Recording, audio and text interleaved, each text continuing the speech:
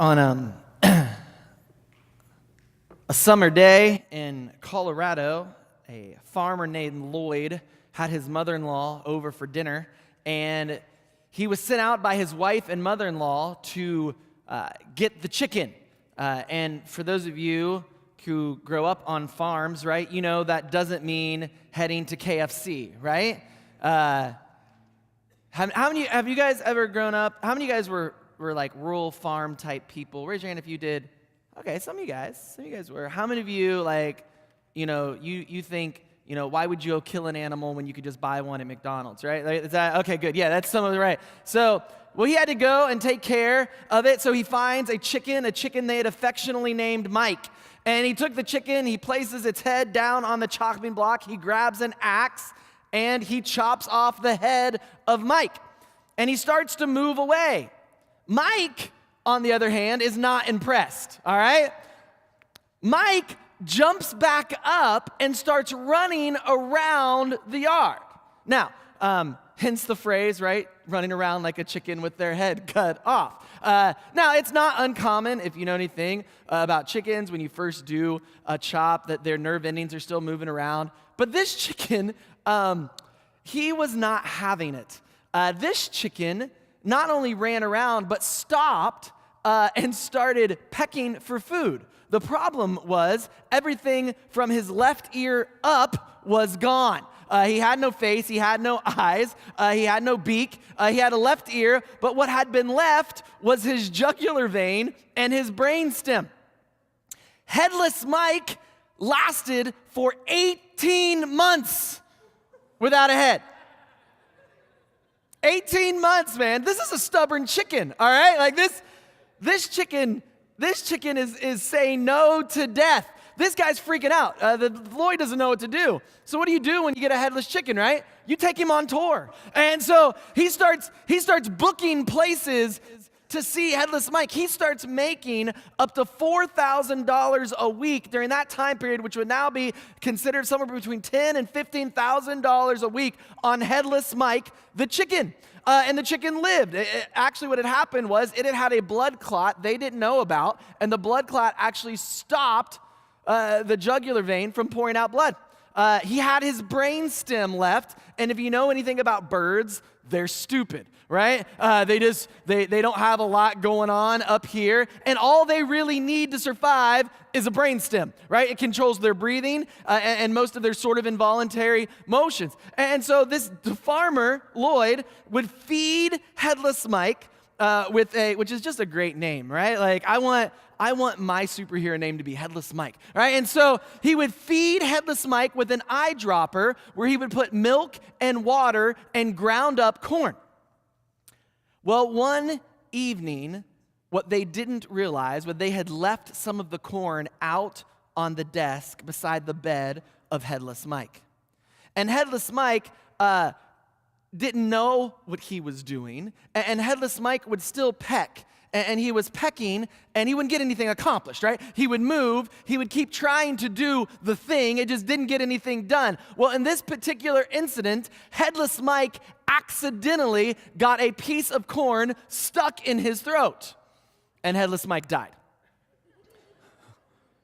You can still go to a small town in Colorado today on the third weekend of May, so it's coming up for those of you who are planning road trips, and celebrate Headless Mike Week, where they do egg tosses, chicken bingo, and headless chicken calling. I don't know what that is. I don't know what that sounds like.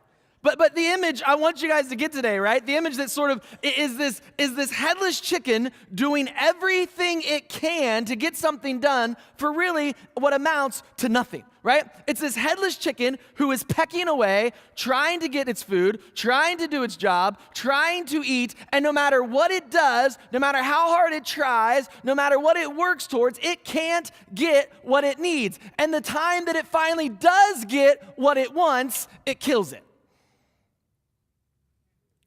And I wonder how many of us, if we're just honest with ourselves today, can relate a little bit with Headless Mike. And not just because finals week is coming up and we're freaking out, right? And not just because sometimes we go, maybe I should just lay my head down, right? No, not because of that, but because we keep trying, we keep doing, we keep trying to get stuff, and the stuff that we work for, the stuff that we think is important, the stuff that we cling to is killing us. And the stuff that we put our time and our talents and our treasure, the stuff that we put our emotions toward, end up being worthless at the end of the day. Paul talks about this in Corinthians. If you have your Bibles, you can turn to them. If you have your tablet, you can turn them on. And this is what he says: "Do you not know in a race that all runners run, but only one gets the prize? Run in a way to get that prize.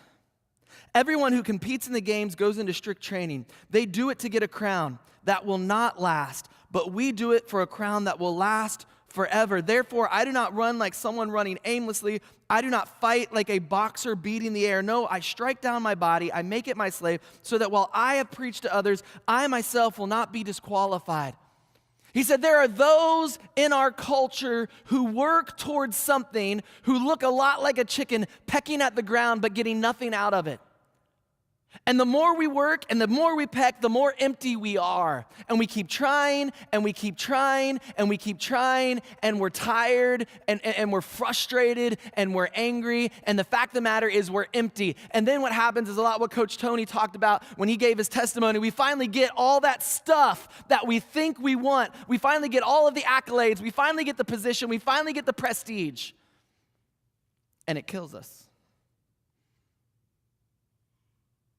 We find out it wasn't worth it. One of my greatest fears is that I'll get to the end of my life and I'll look back at all the time that I wasted. I had a mentor once tell me, and we were talking about prioritizing things and how do you decide what you're going to do. And he said, "Aaron, I've gotten to an age that I've realized I don't want to waste my time on anything that doesn't last forever." And I started looking at my life and looking at the things in my life that I was doing. And I started realizing that a lot of the stuff that I thought was important, I was wasting my time on things that weren't going to last forever. I was wasting my time on things that weren't going to matter. And Paul says, if we're going to buy into this Christian thing, then we have to start pouring ourselves into stuff that matters, pouring ourselves into stuff that's going to last forever. I think he's starting out by saying that it's not how you start the race that matters, but how you finish. How many of you guys enjoy running? Raise your hand if you just enjoy running, right? Okay. See, these are the people that are going to be serial killers later in life, right? Like you're just, no, I love you. I run two, you guys know, man, there's two reasons why I run, right? I run towards something if I'm hungry, right? And away from something if I'm scared, right? Like that's kind of the two, right? So I'm running to McDonald's for the McRib and away from McDonald's if Ronald's there, right? That's what's going on.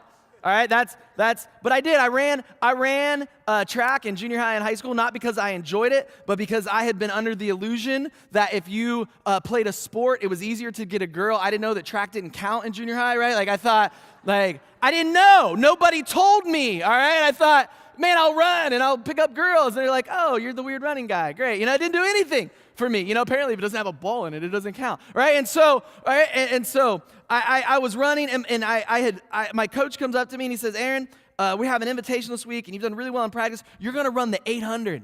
And I'm like, awesome. What's the 800?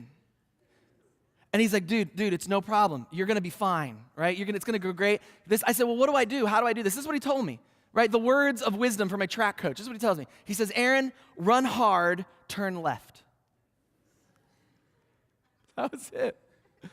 I'm like, thanks, coach. I'm like, I could do this job, right? Like what, run hard, turn left. I go, okay. So we get on the line. Starter gets up, runners on your mark. You just do kind of a standing start in the 800. It was a California start. So what that means is that everyone lines up. And once the gun gets hit, you just run to the middle as soon as you can because you want an inside lane. And so we line up, and he shoots the gun, and we all take off. And man, I had found my sport, all right? I was so far in front of the next guy that I knew this was going to get me a girlfriend. Like, it was unbelievable. I was like, this isn't easy. I run hard, turning left. I'm like, this is cake, man. You know, brother, I come down. Everything is going awesome, man. I'm like, this is so exciting. Like, I am a track star. Like, I'm seeing scholarships and Olympics in my future. Like, that's what I see, all right? And I'm coming down the home stretch, and I can see the finish line, and I'm almost there. And the guy that had started us looks at us, and he goes, one more lap. And I wasn't going to argue with him because he had a gun. You know, I was like, and I'm like, what do you mean one more lap? And he's just like, keep going. And I'm like, okay, all right? And about the second half of that lap, I just start to die, all right? I am physically dying. My muscles are seizing up. My lungs, I had no lungs. My lungs had been burnt off. And the first guy passes me, and all I could think is, you know, silver's not bad, right? Like, silver second place. Then the third guy passes me, and the fourth guy, and the sixth guy, and then the 14th guy.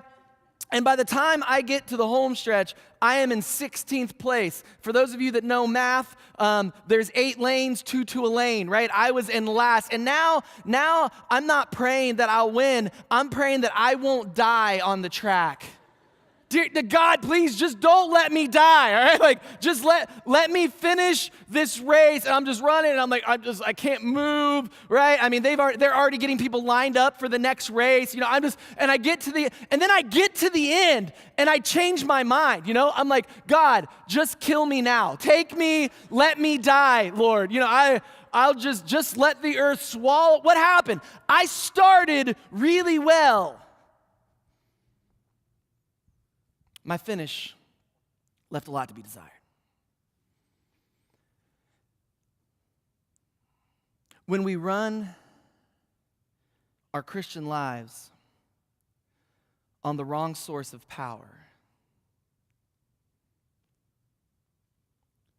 when our drive is our emotion or our feelings, if our drive is what can God do for me, if our drive is simply a free ticket to heaven because we don't want to go to hell, we tend to start really well. But what the Christian life is about is not how we start, but how we end. How do we finish? And what Paul is saying is if we're not careful, when we start to delve in and pour our time and our talent, our treasure, when we pour our emotions, when we start to focus on things that don't matter, when we forget why we have been created and what we are here for, when we stop looking to Christ for our significance and start looking to other people, and we start intaking all of the stuff that we think is helping us but really is killing us, we're never going to finish well.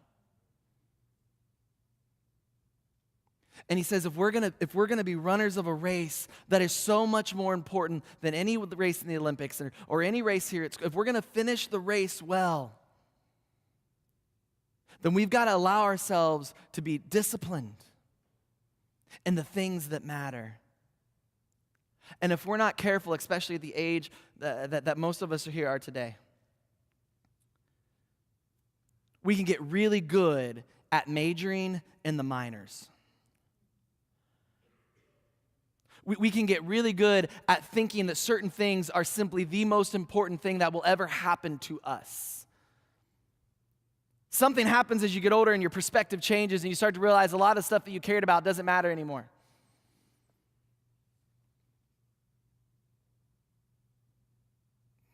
But when we're college students ready to start the revolution, we want to fall on our swords for any cause that comes along. And oftentimes, those causes are the most selfish. And we work really hard to get those accolades, to get those claps, to get that prestige, that position. And at the end, it's empty. At the end, we realize we wasted 4 years of our life that could have been the most formative and awesome. And we look back and think, what have I done? What happened?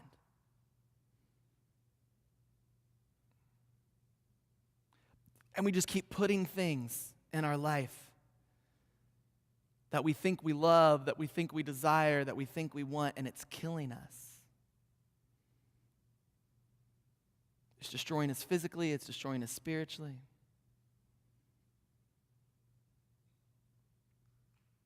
And Paul says, listen, if we're going to finish well, we've got to discipline ourselves in a way that we can run the race to win.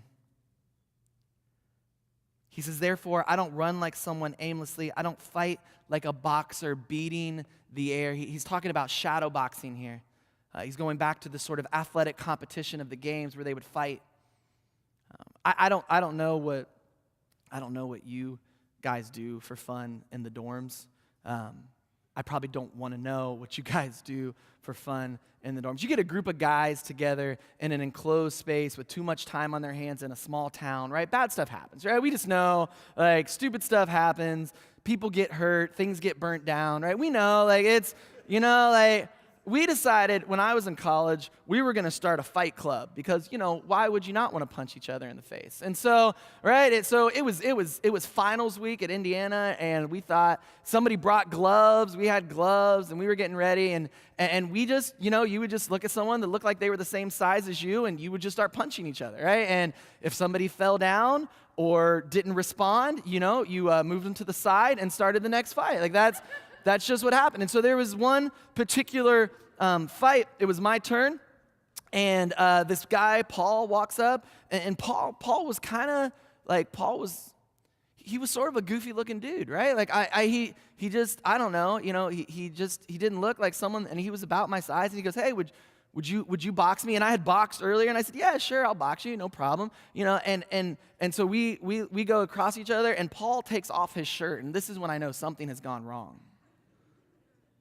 So what I didn't know about Paul was, Paul was a philosophy major, Paul was a studier, Paul was a reader, Paul was also a rock climber.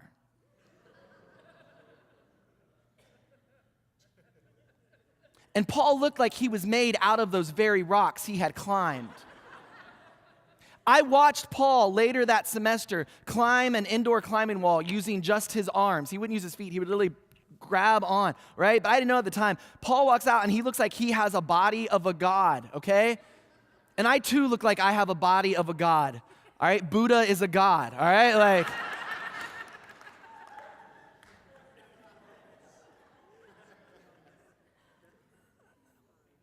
and so the clock starts. We did 3-minute rounds, and Paul and I kind of start sparring a little bit, and he throws some punches, I throw some punches, and he throws a hook at me, and I move backwards, all right? And in my mind, all my mind was telling me was right cross, right? You had him, right cross. This could be over now. And so I move back, and my mind says right cross, and my body starts to do right cross. I don't know exactly what happened next. But what the video showed later was in the middle of my right cross, Paul did a left jab to my face. A very hard left jab to my face. And I fell. But in the middle of my falling, my brain was still saying, right cross, right cross. So on the video, what you see is this.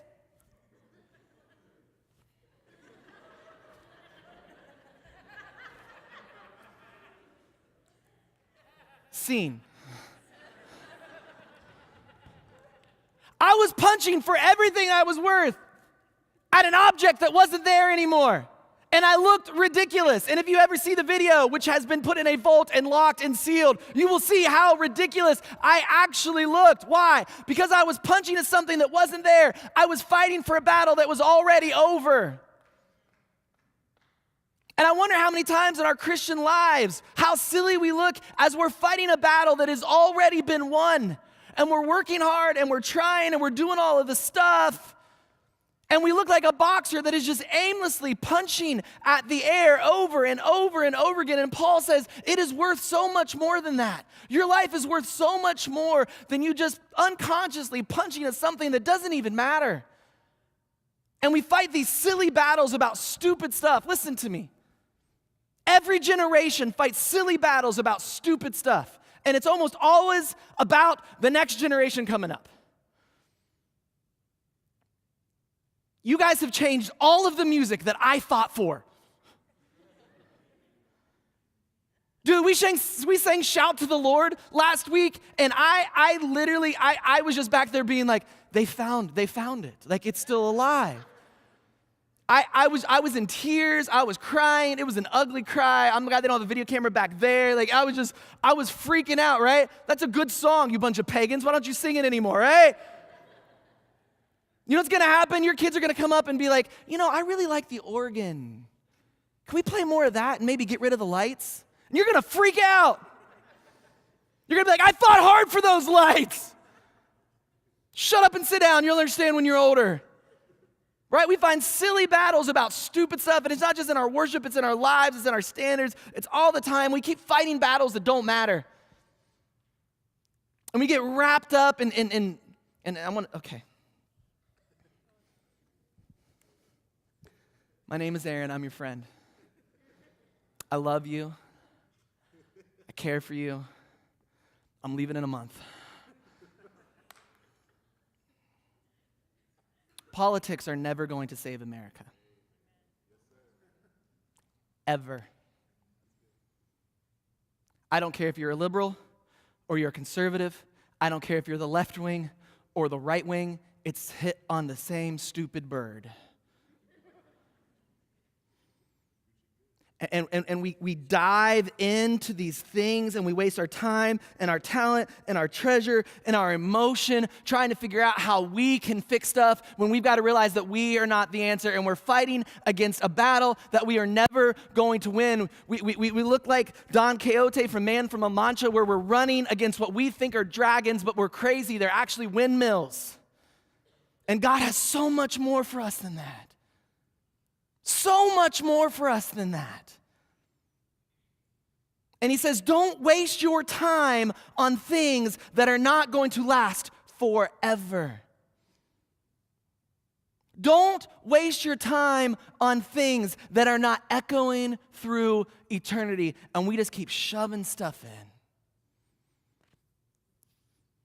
Last story, we'll end with this. There was a man, had a trailer, an RV, and someone kept coming in the evening and siphoning his gas out of his trailer. Do you guys know what siphoning is? Raise your hand if you know how to siphon gas. These are people that are stealing the gas when it gets too high, right? These are the people. If you don't know how to siphon gas, I'll explain it to you. You take a hose, you put it in a gas tank or something with liquid. You suck enough suction, it becomes a vacuum. The pressure starts to pull it out. You put the tube in something lower, and the pressure and the gravity pull the gas into. And so people just kept stealing his gas. And he had had enough. So he made some changes to his RV. And the next night, he hears someone groaning outside of his RV, and he calls the police. He said, someone's here to steal my gas. They said, how do you know? They said, because he's laying on the ground.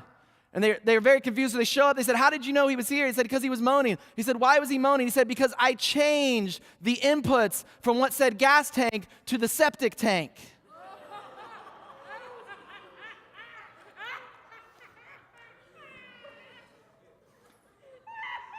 And when this guy thought he was getting a mouthful of gas, he was getting a mouthful of gas from a different angle.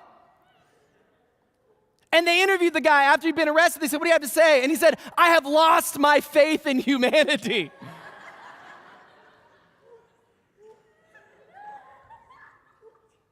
But I wonder how often in our lives, right, we are sucking down the rubbish of this world, that we just keep putting it in our tank. And the problem is we become sick enough that we actually like it.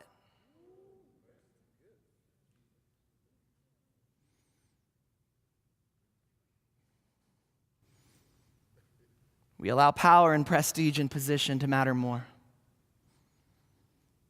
The towel and the basins in the servant's cloths has been replaced by the table in the boardroom of the CEO. And we just keep sucking it down. And it's not the problem the church looks like the world. The problem is the church no longer looks like the kingdom.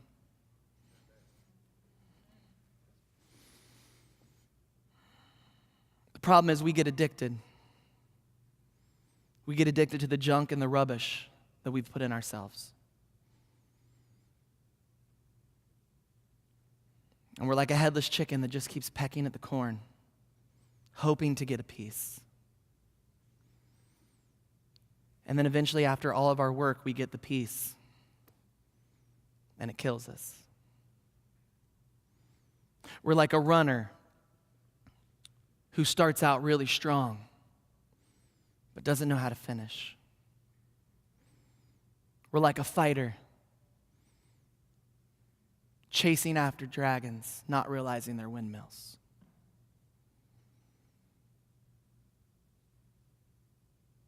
We're like a thief,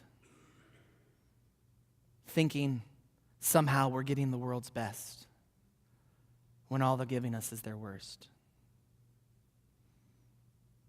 And God steps into our life and says, may I interrupt you for a moment?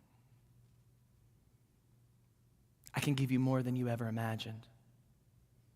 Something that's more fulfilling than anything you've ever comprehended.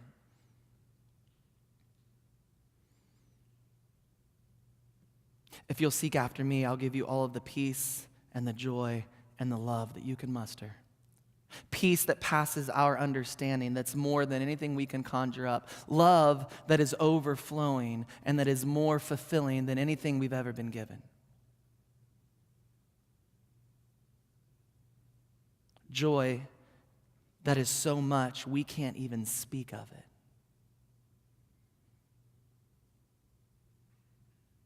And yet we're over there sucking down the septic tank of the world. We get to pick the exchange. Either we give the world our best and they give us their worst, or we take our worst to God and He gives us His best.